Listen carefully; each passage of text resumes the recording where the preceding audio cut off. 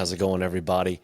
Welcome to another episode of Sick, Scared, and Stupid. I'm your host, Jake Thomas, and today's guest is someone I finally just recently had the chance to meet after having been in contact for several years now. I've actually worked with him in the past myself as a client of his, and is someone, by his own words, that he wants to educate and motivate every athlete who aspires to become their greatest self. Some powerful stuff there. He is the author of Ketogenic Bodybuilding, a natural athlete's guide to competitive savagery. He's the host of the Keto Savage podcast. He is the creator of the famed Keto Brick. He's a speaker, a motivator, a coach, a husband, and a father. He is the Keto Savage, Robert, and I'm going to say his middle name because it's awesome, Orion Sykes. Welcome to the show, man. Hey, man, I appreciate you having me. I love the intro, man. It's way better than I could have done. Well, I try, dude. I try to hype it. It's awesome to have you on here. I've bragged about Rob before, posting things online, sharing content, and especially in the past when I was working with him during a prep show as a ketogenic bodybuilder. He is, to me, the foremost authority on Earth, literally on planet Earth, when it comes to ketogenic bodybuilding. I'll definitely plug his book some more. But other than that, just kind of give the floor to you, my man. It's great to have you. Hey, man, it's great to be here. I've always enjoyed chatting with you, working with you in the past. We've known each other for how long has it been now? 3 years, probably, at least. Maybe I Maybe think it was more. 4. I think it was 2020 when we first hooked up. Yeah, so I guess 4 years. But yeah, man, I just love everything ketogenic bodybuilding. I love everything, lifestyle, fitness related, nutrition related. And you and I got in contact way back when on that very topic. And I've seen you use that methodology and just become your best self, man. So it's been awesome to see your journey unfold, and I'm just excited to be chatting with you here. It's awesome to meet you in person at KetoCon a few weeks back, and I'm just excited to keep the conversation going, brother. So, dude, tell us what got you into it. I've read your own notes in the book. I've read from your website in the about in your reasons, but break that down for us more. Obviously you're in the sport yourself, doing it the bro way, but what really got you doing it as a ketogenic bodybuilder at a time when that was unheard of anyway, or there's very, few people that were doing it, and certainly not people doing it to the specificity of what you've seemed to dial it into? Yeah, when I started doing keto, it was probably 2014, 2015, sometime after my third competition season, and I was doing, like you said, all bro dieting, high carbohydrates, high protein, very low fat, and I just had a really bad relationship with food, man. Like I had a really jacked up disordered eating tendency. I would binge on food, I would purge on food, and that plagued me for years. After my first competition, I lost 80 pounds in 12 weeks for my first show, and it was just Wow. a negative downward spiral from there going forward. So I started diving into a bunch of different dieting modalities and kind of fell into keto by accident as a way to just improve overall, relationship with food. And that stuck. It made sense. My body's ability to tell me when I was truly satiated or hungry was much more intuitive, and my mentality around food improved drastically. So for me, that was worth it in and of itself. Whether the performance came with it or not was irrelevant because my relationship with food had improved drastically.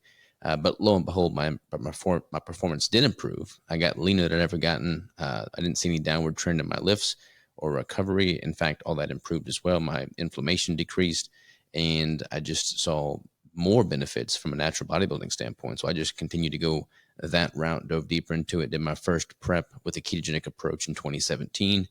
Went pro in one federation there. And then I did another competition or 5 competitions this past year, 2023, and went pro in the WNBF Federation, and then competed at Worlds. So pretty much the pinnacle of natural bodybuilding. And I did it all with a ketogenic approach and no carbohydrates. So definitely showing the naysayers wrong. Yeah, man, and doing it on the natural stage too. For Yeah. those that don't know, the WNBF, the World Natural Bodybuilding Federation. Shout out to the WNBF. And a funny thing I like to talk about with them is whenever someone outside observer, maybe follower or fan of the sport is like, oh, natural, like cool, like how natural, like are you, or how long, are you natural for? Because people are like, well, I'm natural. It's like, yeah, you're natural today, this Yeah. week, this month, this year. It's like to step on the WNBF stage 10 years prior, 10 years preceding that first show. have to be natural. And people are like, well, how do they validate that? Well, you sign an affidavit. Of course, that can be forged, but you sign an affidavit. You take a urinalysis. If you win, you take a polygraph the day before, sometimes the day of. And people are like, wow, they really go through that much scrutiny. I didn't know that until the first show that I did with them. And I was like, oh my God, this is intense. This is awesome, right? So you take that affidavit, you have your yes, no's to be honest about what you've been doing or not been doing. You take the polygraph, sometimes, again, the day of, sometimes it's right before you get on the stage. It's like, oh my God, this is intense. And then when you win, the urinalysis. So like, dude, brah frickin' oh to that. Yeah, I appreciate it, man. Like I've got a lot of respect for all the different natural federations. They've all got their pros and cons, but I mean, the WNBF is pretty much the highest pinnacle, in my opinion, as to their strictness towards the drug testing. I mean, it's 10 years, whereas most others are, 7 years or 5 years or 3 years or 2 years. I mean, 10 years is like pretty legit, and their banned substance list is pretty exhaustive. I mean, there's like a lot of things that are banned on there. Like you've got to be pretty dialed in as to what you're taking, what you're not taking. And for me, like my supplementation is so freaking minimal, man. Like I take creatine, I occasionally take vitamin D when I remember, and I take electrolytes, and that's pretty much it.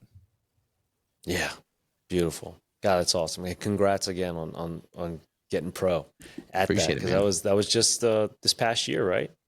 Yeah, the whole goal, honestly, the competitions were kind of a byproduct. The whole goal with that season was to simply become the leanest man on planet Earth for that time. And the competitions were just a byproduct, nice to have as a result of reaching that goal.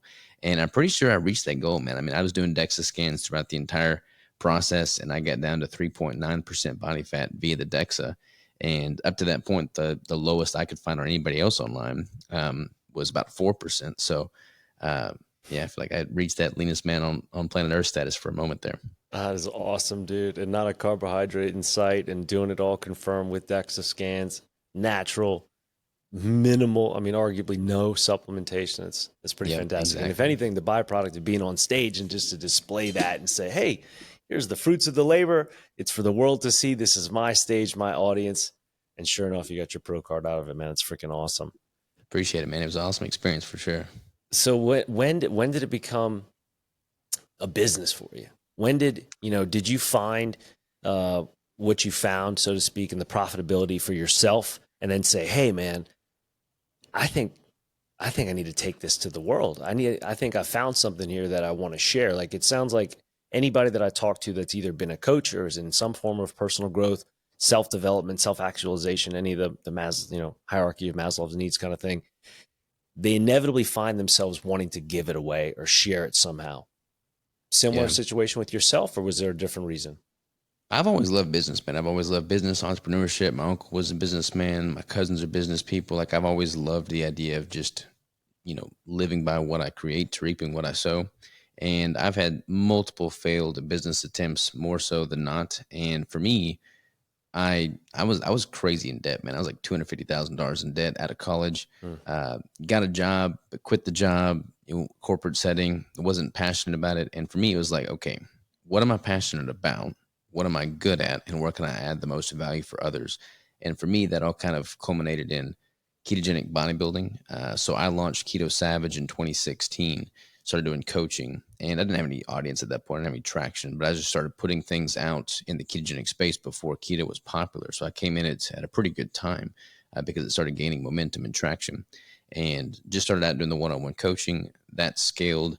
Then I did the Keto Brick. That was the next big business endeavor. That was kind of never meant to be a product. That was something that I created for my own personal consumption in 2017 during that first keto prep.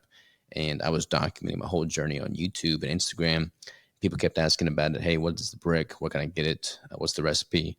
So I just rolled up my sleeves alongside my girlfriend at the time, wife now, and we just made this into a physical food product that we sold. And now we sell everywhere across the globe. And we've always kept the production in the house too, which is cool. And we haven't outsourced it. And man, like we've done all kinds of crazy things. Like we've lost so much sleep. We slept on the warehouse floor for 3 years while we were building this business from the ground up. So like all the the horror stories like I can share firsthand. But I mean, we were just passionate about it. Like we wanted to create something of value to others. We were consuming them daily ourselves. I ate one every single day during my prep. So the Keto Brick was born kind of out as a way to scratch my own itch. And then from there, we've just launched multiple other businesses. We've got the apparel now. I've got my course. I've got all these different legs of entrepreneurship, and they all kind of tie into ketogenic nutrition, performance bodybuilding, all the above. Well, if either of you had doubts about the other being committed, I'd say 3 years on the warehouse floor is a pretty good testament to the bond of the relationship. Yeah, I don't know how I talked her into that one, man. She's a freaking rock star, though, for sure. That She is put up with a lot. awesome. That is awesome. Awesome. Awesome. Well, tell us more about the brick, man, because that's at KetoCon alone, you guys had some of the longest, if not the longest, of line to get samples and bites of those things. Like I've had them before. They're awesome. And the concept of it is so cool. And tell us all about it, how it started, and for everybody, like the resourcefulness and usefulness, adaptability of the thing. Cause it's really a great product. Yeah, appreciate it, man. So like the brick for me in 2017, when I was doing keto for my first prep, like there was not any food products at the time. And I'm all about meal prep, and I wanted to streamline that whole operation. So I wanted to create something that was calorically dense, high fat, shelf stable, moderate protein, minimal carbohydrate. Pretty much was the boxes I was trying to check. Started doing a whole bunch of different formulation, figuring out what ingredients worked, what didn't. Landed on making cacao butter. I'm eating Keto Bricks, so like that was kind of my replacement to the rice cakes as a way to fill out, to provide myself some energy, get some sodium in, bring that more vascular filled out look on stage come show day. So that's what I was doing there. And it tastes a lot better than a rice cake too. So that's another bonus this guy going for it.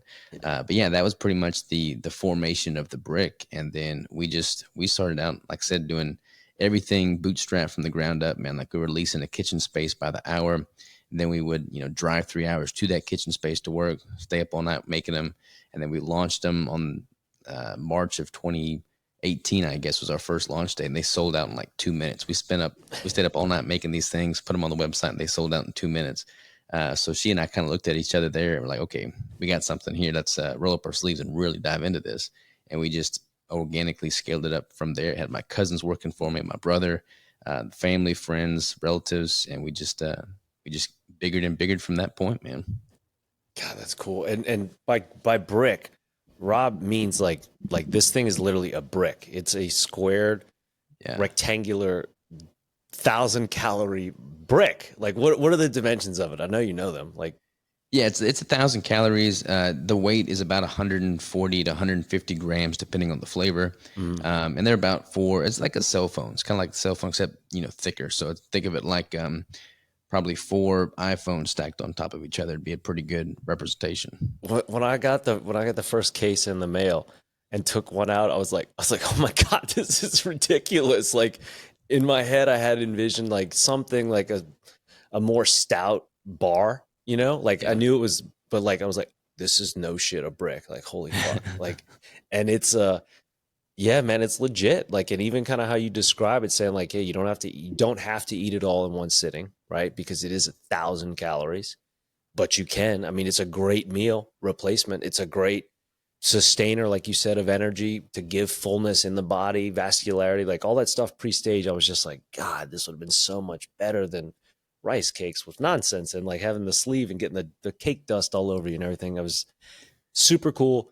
I've taken them out like on hikes before too. Like I'd freeze them before going out and to keep them like kind of nice and hard, and then take them out on hikes. And then when they'd start to soften up, I'd actually just kind of cut a corner of the foil out and kind of squeeze it out, and you'd make like almost like a paste with it when it's like melted. It's a really cool product. Like definitely a blue ocean kind of item there that you've got there. And something that I've always kind of kept an eye on. So as soon as I get done with what I'm currently working on and experiment, I'm going to be partaking in the bricks. I saw you had some new flavors and ingredients too, like with tallow, right? Yeah. We got some new flavors. We got like a legit straight up carnivore brick in the works. So stay tuned for that one for sure. Oh man, fucking rock and roll. Well, I looked at the photos of y'all's quality control and everything with the kitchen space. I mean, it's for everybody that doesn't know, it is like literally state of the art stuff that Rob and them are cooking up over with the brick. So if you ever have a chance to Google and look at some of the videos or just the photos that he's got online, it's pretty serious. Like white lab coats, gloves, masks, face screens, the whole 9 yards. It looked like a factory where like freaking, iPhones would be made kind of thing as far as in the cleanliness. So Well, I yeah, was I mean, like, people are okay, eating it, man. So I want to be definitely up to all the health code dude, standards and it's make sure that, hardcore. it's all Hardcore. top notch. So what came first, chicken or the egg kind of scenario, the book or the Keto Brick? The brick came first. So like the coaching came first, and like my methodology was first, and then the brick kind of came as a way of me streamlining my meal prep for that 2017 competition. And then the book came after that. I think I published the book in 21, maybe, Nice. and that was basically my specific prep protocol via the ketogenic approach, laid out in a book format. And then that's pretty much what I've used for all of my competition preps, working with all my clients. I've got a very specific protocol, for leveraging the ketogenic diet, carnivore diet, kind of how to guide people through to get to their leanest physique for a competition. So the book was pretty much all of that in summary and written form. And then the course that I just launched is something that I've been working on for the past 4 years, pretty much in tandem with the book, but it's just so much more involved than the book. And that just went live like last week. Freaking awesome. And I can definitely attest from firsthand knowledge, Rob's preparation style, a meticulous attention to detail is very, very, very specific. It is not something that's vague. It's very, very dialed in, and something that attracted me to you when I sought you out for coaching. Also, because I was like, man, this dude's like really nerding out on this shit hard. It wasn't just like kind of, I'm kind of using a little bit of this, a little bit of that, mixing methodologies. It was also very unique because it was foreign and somewhat taboo. So I was like, this guy's clearly had to do a lot of research on himself because he couldn't stand on the shoulders of a lot of other giants because he was off on an island on his own. Yeah, And the book really speaks to that. I appreciate it, man. And there's like so much. There's so like with anything nutritional related. There's so many information silos out there, and people get really dogmatic about nutrition. And I came from the natural bodybuilding space, so like I learned a lot from other natural bodybuilders, but they're pretty much all following the bro dieting or flexible dieting if it fits your macros approach. And there's Yeah. some things that certainly can be leveraged from that. But what I liked about the ketogenic, I mean, if you look at the ketogenic space now, like there's a massive emphasis towards, quality nutrition, regenerative agriculture, avoiding polyunsaturated fats and, high PUFA pork and like all kinds of nuance and stuff there. And it's unfortunate because people from both of these genres tend to turn their nose up to the other, but it's like there's some things to be gained from each group. So like, let's leverage the good from each and kind of create this blended approach. So like I took a lot of what I learned from the natural bodybuilding space, applied it to what I've learned in the ketogenic low carb carnivore space. And that's kind of became my methodology now.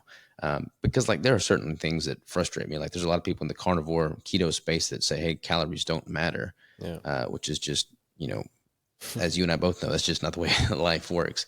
But like there's benefit to knowing how to track your macros. And if you can do that while consuming the highest quality foods that a ketogenic or carnivore diet would provide you with, then you can be far above and beyond what you would be able to consume and get away with if you were just simply doing standard American diet foods and tracking your macros.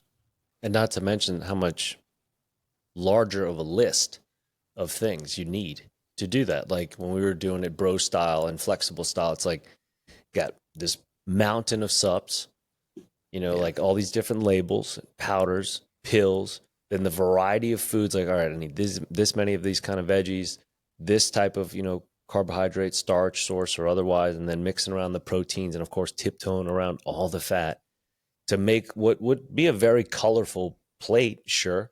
It looks really cool, but man, it took a lot to create it.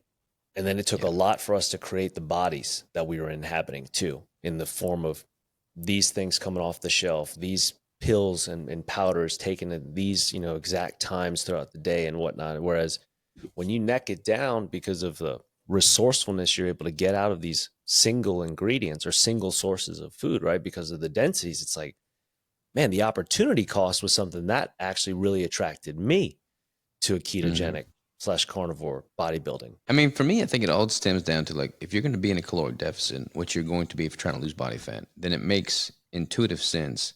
It makes common sense to make sure that the calories you are allotted be the most nutrient dense calories you can consume. And that's not going to come in the form of processed foods and rice cakes and things like that. If you're eating high quality animal fats and proteins, like that should be the base of your nutrition. Anything, addition to that is just supplemental. I agree. Not that I agree. That's correct. That is true. Yeah, It has nothing to 100%, do man. with my opinion. Okay, so great news. Keto Brick's awesome. Everybody loves it. Sweet.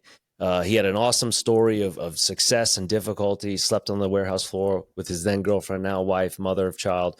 Awesome. You guys are great. Super, super cool. Successful bodybuilder, successful coaching business. Awesome. Let's talk about food addiction. Let's talk All right. about your prerequisites into that, because you talked about it a little bit and how you kind of wrecked yourself mentally and emotionally, physically after a show. Let's talk about binge eating. Let's talk about, distraught and disrupted relationships with food, because that is what I think a lot of people, man. And I saw it at your roundtable or breakout room Mm-hmm. with the food addiction. There was good attendance for that. Like, how'd you get into it? I mean, obviously you got into it, but when did you see, like, I can talk about this. I can empathize with this. I can help people relate to this. Well, for me, it's like when I did that first competition, I went from 230 to 150 in 12 weeks. I lost Mm, 80 pounds in 12 mm, weeks. And it was just all messed up, man. This was before keto. This was before I knew what I was doing. I was just cutting calories, doing excessive cardio. And I got leaner than I ever gotten at that point, and I won that competition. But then when that was over and I didn't have a goal that I was striving for, I didn't have any parameters to adhere to, and I just ate and ate and ate. And I would mm. eat, and then I'd feel guilty about it. I felt like I just illustrated and embodied what discipline was throughout that competition prep, and I just threw it away in an instant. I literally gained 20 pounds overnight after that first, celebratory meal post show. And after that, it's like my leptin and ghrelin hormones were so jacked. So there's a physiological component to it as well, but the psychological was really taxing because I had no identity anymore. Like I identified as a bodybuilder, and then I just threw it all away in seemingly an instant. And I felt Yeah. like I had no more discipline. I felt like I had no control, and I would just binge on all kinds of foods, and I would purge on those foods because I felt guilty for it. And then I would go 3 days without eating anything but a can of tuna, and it just like total nonsense stuff that you inherently know as you're doing it. This is not healthy. This is not sustainable. This is not what I should be doing, but you do it Yeah. anyways. Yeah. And I did that for like 3 or 4 years, 5 years. And then I did the ketogenic approach, was able to improve my relationship with food because I didn't have the guilt associated with the types of foods I was eating because I was eating all quality foods. And I think that helped break free of that for sure. But that's not to say that simply doing keto cures that in and of itself. There's a lot of people in the keto space that can binge on ribeye steaks. Sure. I'm guilty of that too. Yeah. I mean, like right now, I'm post competition season from 2023, got down to 3.9% body fat. And I'm about 40 pounds up from that now, which I feel like is a pretty healthy reverse diet for me. But I mean, there was times I was eating 8,000 calories a day, post Mm. show, and I was still hungry. I could have kept eating if I let myself. So like, there's a lot that goes into it physiologically, but psychologically, there is a necessary yin yang relationship between having a successful cutting phase and then pairing that with a successful building phase and embracing that body fat gain and added muscle tissue that comes with eating at a caloric surplus. And that is a hard thing for people to wrap their head around. So having a defined building and cutting phase is key. And I feel like a lot of people don't take that structured approach. They're constantly staying in this limbo land where they're second guessing themselves and beating themselves up for not reaching a goal because their goal is not defined. So I think if people can just simply get that aspect dialed in, they'd be able to embrace a much healthier relationship with food and with body fat, depending on what phase they're in. Amen. What during the breakout session, what notes did you take away from, let's call, the non-competitors? What notes do you have to give to just the average Joes and Janes that are struggling with their weight, their mental health, just how they feel in everyday life, and they're trying to reestablish a healthy relationship with how they eat? You were in that breakout room. You know that there was five of us on that panel, and of the five, Judy Cho and I were much more in common with our methodologies than the other three. Yeah. And one of them was taking the approach of, hey, look, it's not your fault. The food industry, the pharma industry, the political setting has structured things in a way to cheat you out of your nutritional rights, so to speak, and to, cater to you in a way that moves you out of health and causes you to binge on foods that are not healthy. And while that may be objectively true, any success I've ever had in life has come from a mentality of extreme ownership. So even if that is true, even if it's not quote unquote my fault, that doesn't really do anything for me. Like, I like to accept the fact that it's always my fault, whether it is or it isn't. And if I accept the blame, that's also much more empowering, in my opinion. So yes, it may be true that the big corporate conglomerate food, companies that be have marketed to us in a way that compels us to overeat and consume hyper palatable processed foods. But what good does that information do? You are the one putting the food in your mouth. So I would encourage anybody, whether they're a competitor or not, to just simply be honest with themselves, be objective and subjective. And if they're not where they want to be from a health standpoint, then, be honest with themselves on that. Take control over what they're consuming, track what they are consuming, only consume the highest quality foods they can, and stay away from foods that they know are trigger foods. And if you simply do that and set yourself up in an environment that is going to lead to success, then you can be much more empowered. And whether or not it's your fault, then you can just accept that ownership and take that blame, and then also benefit from the good that comes from taking that ownership and making positive improvements. I was rewriting some notes about the podcast earlier because someone asked me about the description for it. I was kind of just recrafting some of the description and writing, it's about empowering people to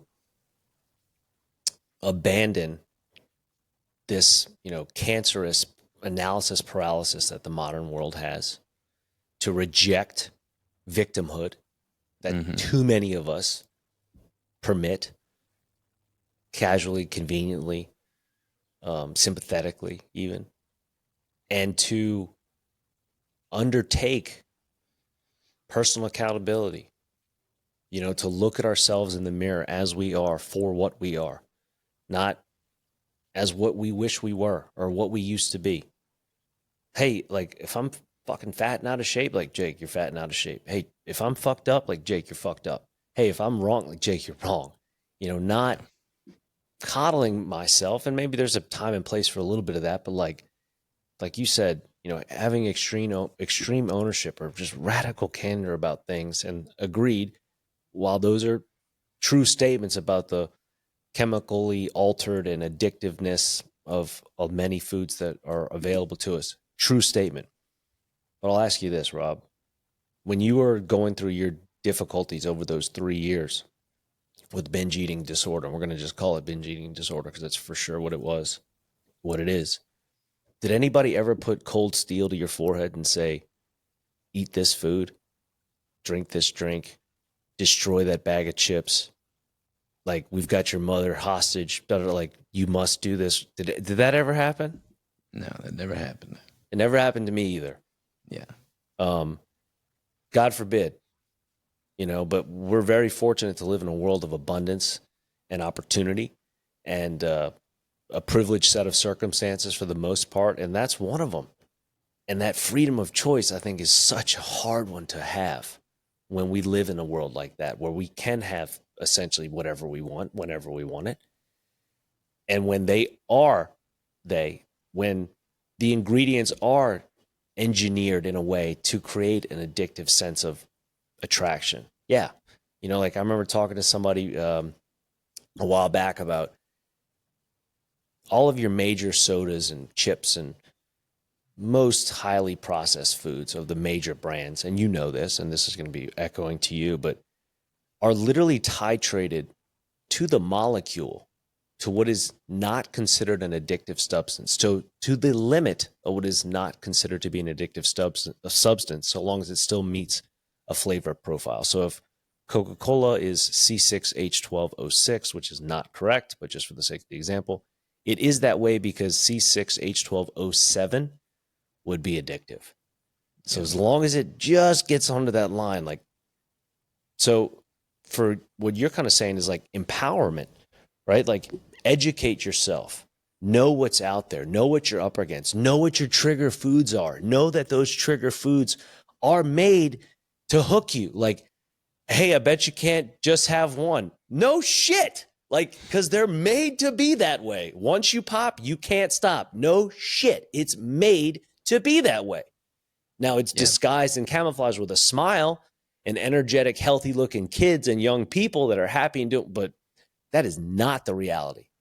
The reality is they're made to be that way to make you purchase more of them. And if you know, like you were talking about, being able to know things that incite you to do that, like it's just being educated, being informed about the enemy that you're up against.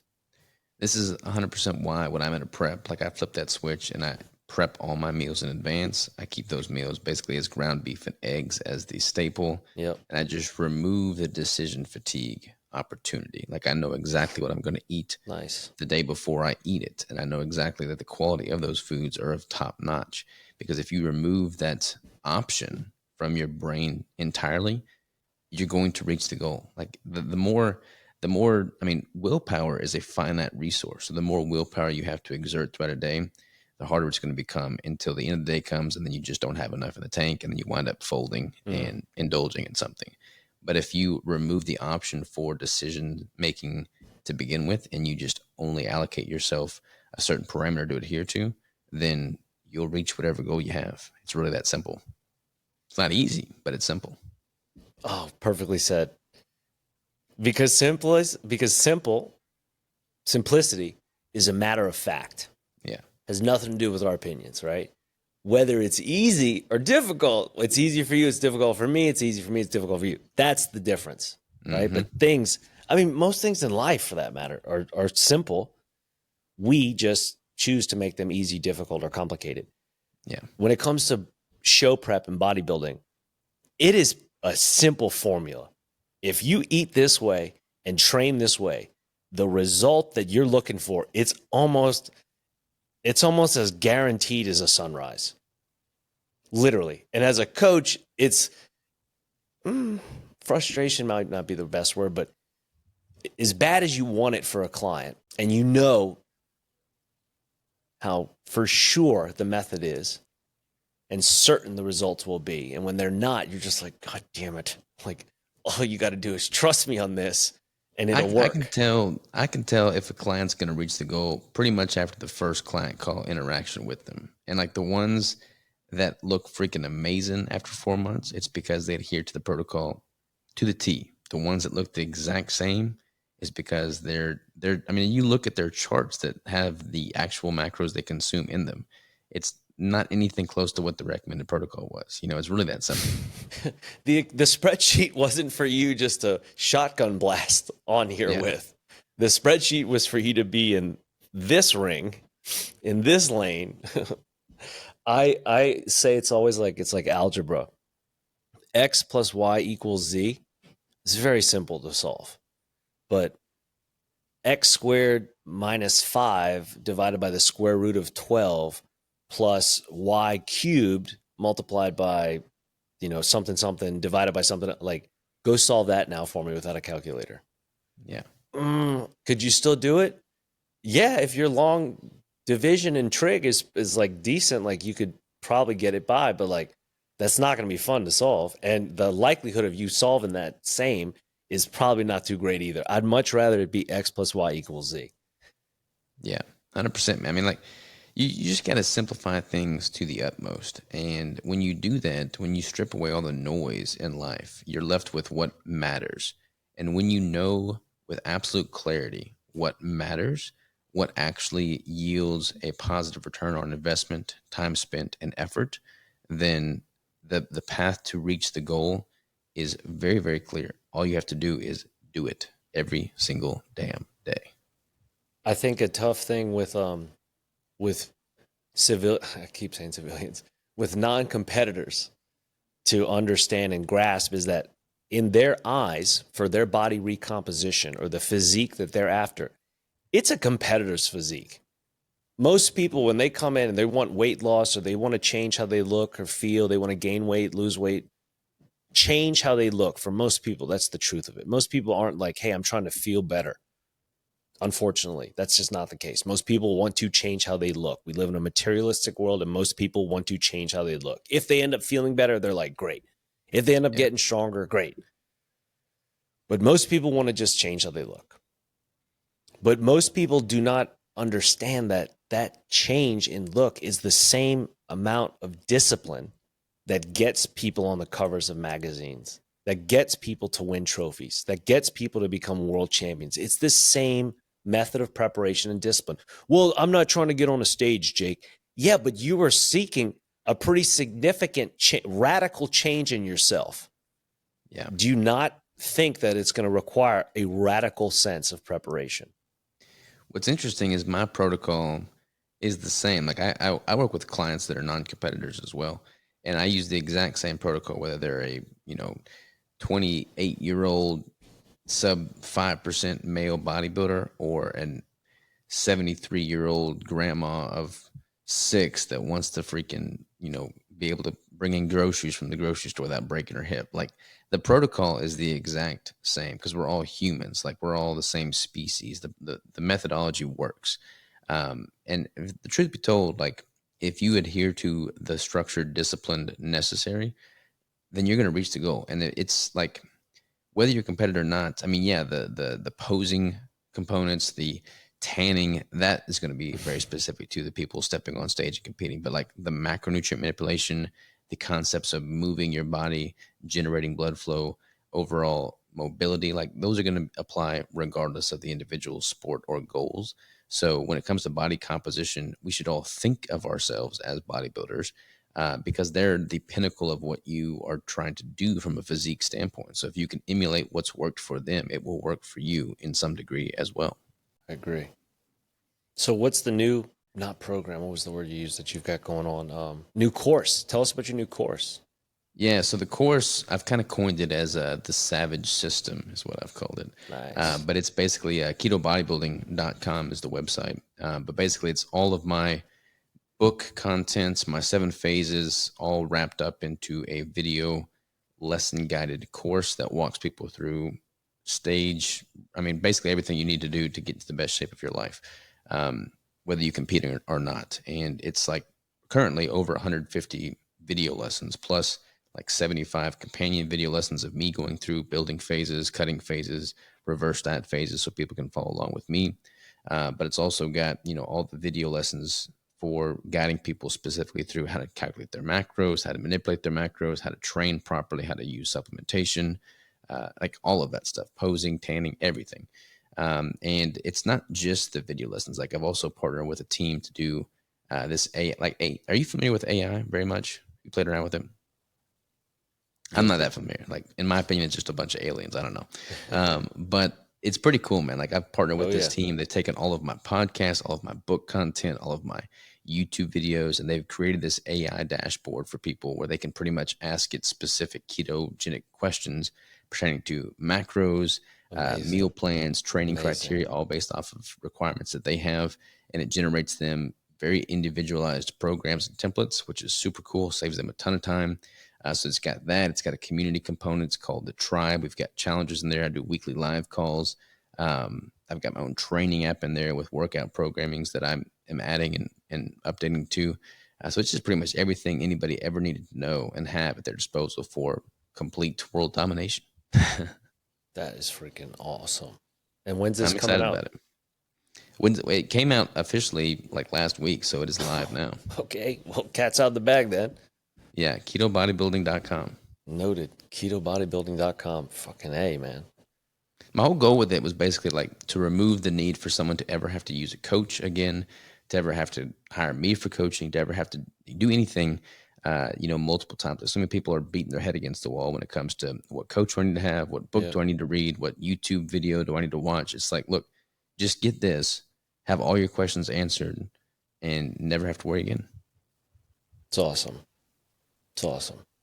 Can you tell us any more without revealing too much about the carnivore keto brick, the fully carnivore keto brick that's coming So I don't know. I mean, it's still in formulation mode, but I've got a few different variations. I'm working on a savory brick flavor at some point, but yeah, I've got a few right now. Tallow will be the primary fat. I mean, honestly, the people that are doing carnivore largely are doing it from an elimination diet standpoint. And cacao butter, which is the current ingredient, I mean, that would not be driving any of their issues. So there's not really a reason for a carnivore to avoid cacao butter, except for those purists that just simply want to be completely all animal based. Yeah. So for that reason, we've got the tallow. So we're using grass fed tallow for that. And did you try the tallow based brick at KetoCon? No, I didn't get a chance to. My It's mother pretty did. legit, man. Like She it's got liked a it. different texture. It's more like a fudge like texture than the bricks. It's softer. Oh, it's Now from the it tallow. does. It's just pretty good, man. Like it Yeah. melts easier during the summer, so I got to be kind of careful about summer shipping. But it's got a unique texture, and it'll be 100% online with carnivore, so it'll be good, man. Roger that. Well, like I said, I'll I'll send you some definitely be for sure. partaking probably within the next month. We got to finish up a little 30-day experiment here, and then I'll get my hands on some for sure. What's your current 30-day experiment? I talked to a few girlfriends of our mutual friends of ours at KetoCon, Courtney Luna and Dr. Lisa Wiedemann, well, and Adrian. Trying to remember her last name, but she was on The Biggest Loser. Had lost a ton of weight, but was on The Biggest Loser, and a couple of other people that were big into Dr.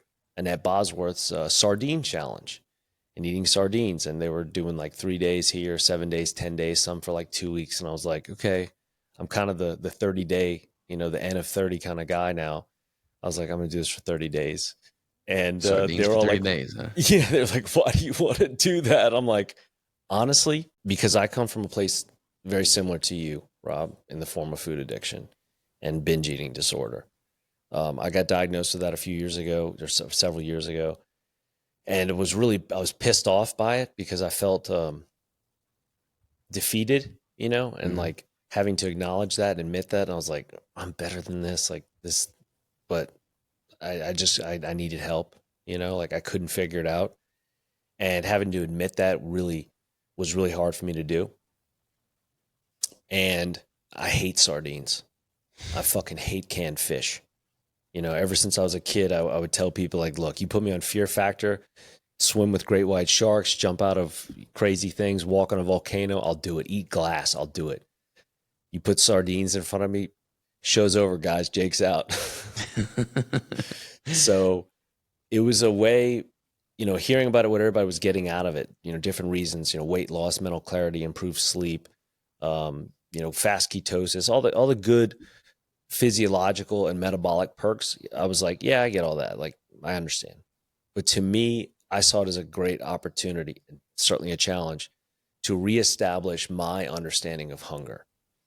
Like my real understand, a real understanding of hunger. Because we live in, talking about the privileged world, we live in a very privileged world. You and I say we're hungry. Like, we've never been hungry. We've really wanted to eat, maybe. We've really, really wanted to eat, but have we ever truly been like starving, clawing on the floor, gnawing on something, hungry? And Video. I thought about that myself, and I was like, nope, I haven't. And so for me, this is an opportunity to take on and redefine my own understanding and sense of hunger, because there's one thing to be hungry, and what my good friend Serena the carnivore said, Carnivore Serena said, she's like, yeah, it's one thing to be hungry, but are you sardine hungry? And I was like, oof, that hits hard. And so, yeah, today's day number 4, 30 days of eating nothing but sardines and water out of the can as they are. No condiments, no additives, nothing. And what brand of sardines? As of most recently, Polar have been the best. And I actually just got hooked up with them as an affiliate like today, funnily enough. But as we speak, I'm staring at my table where I'm going to shoot my daily video. I have zero appetite whatsoever right now for sardines.